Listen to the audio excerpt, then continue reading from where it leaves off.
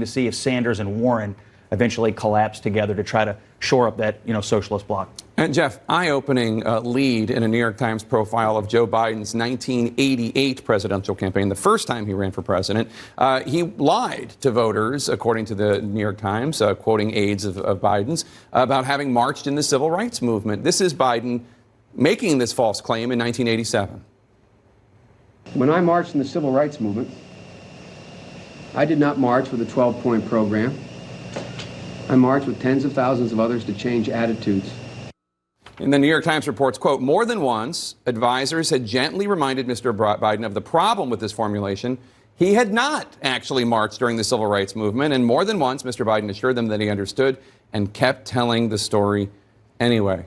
That is really, really weird. It is, and the story was a reminder that in that 88 race, he was one of the younger candidates in the race. He was 44 years old. He was the new generation, but, if you haven't read the book of What It Takes about the 1988 campaign, rich chapters of Joe Biden and others, but it does point out a problem, a challenge for Joe Biden. Has he fixed that issue? When he gets very comfortable out on the stump speaking and other things, he has tended to embellish. He has tended to, make things sound slightly rosier than they are. Now, his aides went back to say, look, he was in office marching for the idea of civil rights, but was not actually marching in the streets. But that would not fly as much. But he was supporting civil rights. But I'm saying that in today's that's not what the word marching means on Twitter. Okay. I know, you're just telling what they said. Right, but in the age of Twitter today, Instagram, there would be pictures of him not marching. That's so right. you cannot get away with that in this moment. So that's his big challenge. Yeah. Can he modernize himself, and has he sort of brushed away all those old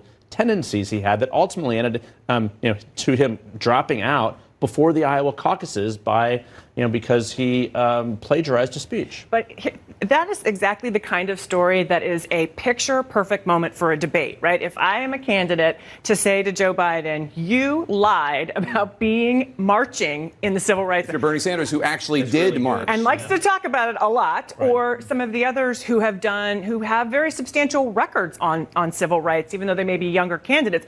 That is what I keep saying. The debates are going to be so consequential, because you will see those kinds of moments come up. All right, coming up, new details about the breaking news internationally. Charges filed over the response to the Parkland school shooting against a former sheriff's deputy who failed to respond.